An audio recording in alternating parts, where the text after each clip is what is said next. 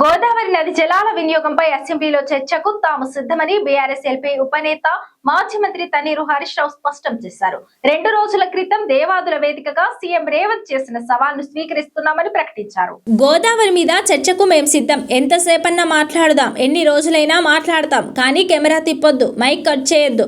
అందుకు నువ్వు సిద్ధమా అని హరీష్ రావు సీఎం రేవంత్ కు ప్రతి సవాల్ విసిరారు. వరంగల్లో నిర్మాణంలో ఉన్న సూపర్ స్పెషాలిటీ దవాఖానను మంగళవారం ఆయన పరిశీలించారు. అనంతరం మాజీ మంత్రి సత్యవతి రాథోడ్, ఎమ్మెల్సీలు దేశపతి శ్రీనివాస్, తక్కలపల్లి రవీందర్రావు, మాజీ ఎంపీ కవిత, మాజీ ఎమ్మెల్యేలు తాటికొండ రాజయ్య, దాస్యం వినయ్ భాస్కర్ తదితరులతో కలిసి మీడియాతో మాట్లాడారు.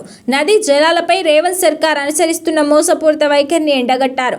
రాష్ట్ర ప్రయోజనాలు, ప్రత్యేకించి నీటి వాటాపై రేవంత్ రెడ్డి నేరపూరిత నిర్లక్ష్యాన్ని ప్రదర్శిస్తున్నారంటూ మండిపడ్డారు. రైతుల పంట పొలాలకు కేసీఆర్ నీళ్లు పారించడం ఫ్యాషన్ అయితే, దురదృష్టవశాత్తు రైతుల కళ్లలో నీళ్లు పారించడం రేవంత్ కు ఫ్యాషన్ అయిపోయిందంటూ హరీష్ రావు ధ్వజమెత్తారు.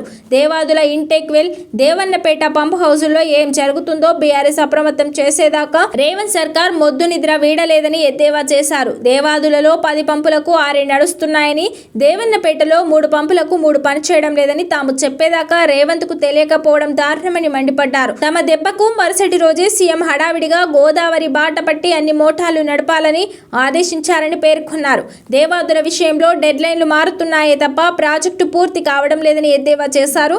కేసీఆర్ హయాంలో దేవాదుల ప్రాజెక్టుకు 7,300 కోట్లు ఖర్చు చేసి 90% పనులు పూర్తి చేసి 3.20 లక్షల ఎకరాలకు నీరందించామని గుర్తు చేశారు. వరంగల్ జిల్లా ఇన్ఛార్జ్ మంత్రి పొంగులేటి మార్చ్ 2026 నాటికి పూర్తి చేస్తామంటే నీటిపారుదల శాఖ ఉత్తమ్ కుమార్ 2027 మార్చి అని, సీఎం రేవంత్ 2027 డిసెంబర్ నాటికి పూర్తి చేస్తామని కొత్త డెడ్ లైన్ పెట్టారని, రోజుకో డేట్ మార్చుతున్నారని మండిపడ్డారు.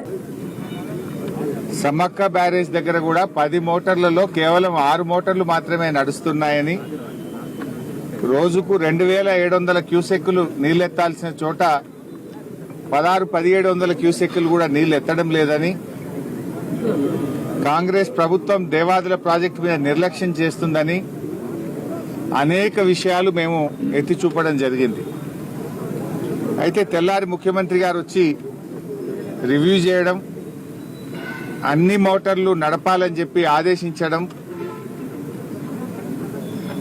అంటే కనీసం ప్రభుత్వం నిద్రలేసింది.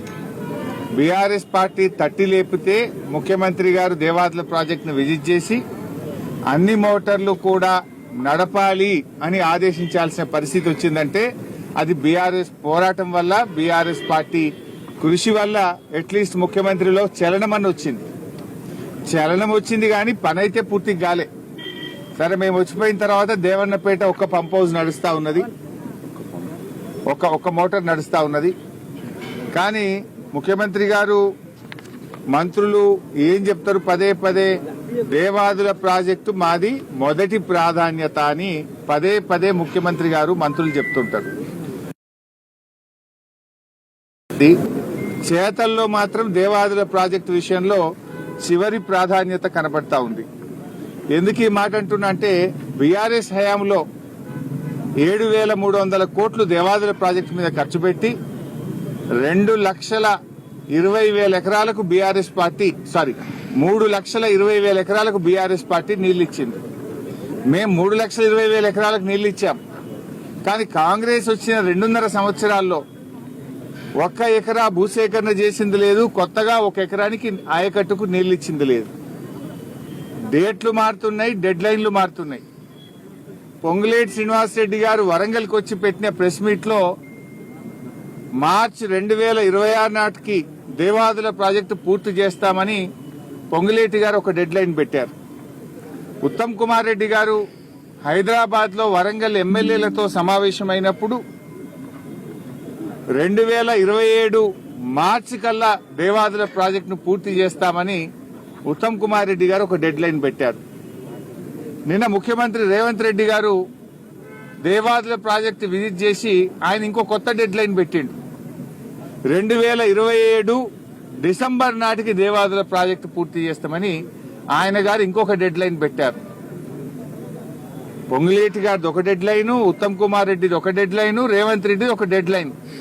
డెడ్ లైన్లు మారుతున్నాయి, డేట్లు మారుతున్నాయి తప్ప ప్రాజెక్టులో అంగుళం కూడా ఇవాళ పని జరుగుతున్నటువంటి పరిస్థితి లేదు. రేవంత్ రెడ్డి గారు కథ ఎట్లున్నదంటే ఆడలేక ఓడ మధ్యలు అన్నట్టు పనిచేయడం చేతగాక మీరు ల్యాండ్ ఎక్విజిషన్ కు నిధులు విడుదల చేయక ఇంకా బీఆర్ఎస్ పార్టీ మీద పడి ఏడుస్తా ఉన్నారు. ఎన్ని రోజులు ఏడుస్తారు? 2.5 సంవత్సరాలైంది మీరు అధికారంలోకి వచ్చి. 2.5 సంవత్సరాల్లో 2.5 ఎకరాలకు కూడా దేవాదుల్లో మీరు నీళ్లు ఇవ్వలేదు. ఉన్న మోటార్లు కూడా నడిపే చేతనైతలేదు మీకు.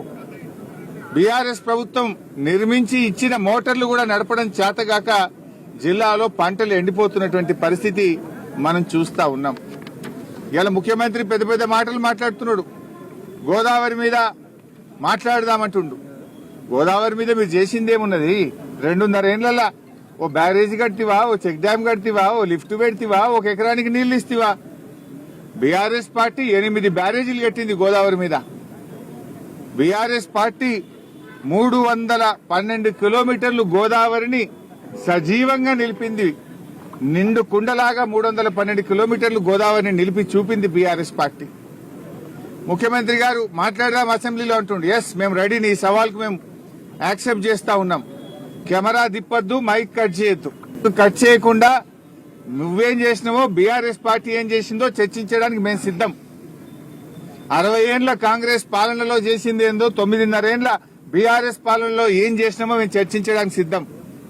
మేము 9.5 ఏండ్లలో 48 లక్షల ఎకరాలకు తెలంగాణలో సాగునీరు అందించి చూపాం. నువ్వేం చేసినావు 2.5 ఏండ్లలో? కనీసం 1 లక్ష ఎకరాలకన్నా నీళ్ళు ఇచ్చినావా? మాటలు తప్ప చేతలు లేవు. గోదావరి మీద చర్చకు మేము సిద్ధం. మైక్ కట్ చేయొద్దు, కెమెరా తిప్పొద్దు, ఇది ఒక్కటే షరతు మాది, ఇంకేం లేదు. ఎంతసేపు అన్నా మాట్లాడదాం, ఎన్ని రోజులైనా మాట్లాడదాం. నీ సంగతి మొన్ననే బయటపడ్డది. ఉత్తమ్ కుమార్ రెడ్డి గారు, మీ జర్నలిస్టే సాక్ష్యం.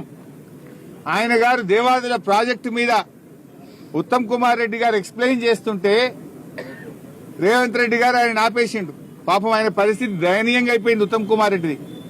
ఉత్తమన్న, నువ్వు జరాగు, ఈ ప్రాజెక్టు మీద కడియం సీఆర్ గారికి బాగా తెలుసు, ఈసారి రివ్యూ చేస్తే కడియం సీఆర్ ని పిలుచుకో అంటుండు. అంటే నీళ్ల మంత్రికి ఏం తెలియదని చెప్పకనే చెప్తున్నాడు.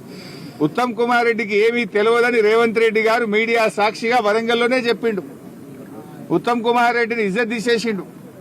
నీకేం తెలియదు, ఈ ప్రాజెక్టు గురించి కడియం సీఆర్ గారికి తెలుసు, ఆయన్నే పిలుచుకో అంటాడు.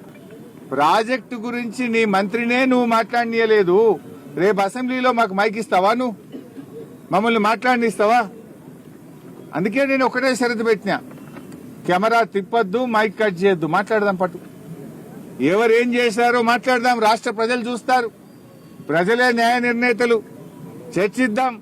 నువ్వు చంద్రబాబుకి ఎట్లా దాసోహమైనవో, మేడిగడ్డను, సమ్మక్క బ్యారేజీని, దేవాదులను పండబెట్టి ఆంధ్రాకు నీళ్లు కిందికి ఎట్లా వదులుతున్నావో, నల్లమల్ల సాగర్ కు నీ చీకటి ఒప్పందాన్ని బయట పెట్టడానికి మేము సిద్ధంగా ఉన్నాం. ఎప్పుడంటే అప్పుడు రెడీ. దమ్ముంటే అసెంబ్లీ పెట్టు, మైక్ కట్ చేయకు. ఇవాళ రేవంత్ రెడ్డి గారు ఈ డేట్లు పెట్టుడు, డెడ్ లైన్లు మార్చుడు, ఊకే బీఆర్ఎస్ మీద పడేడ్చుడు కాదు.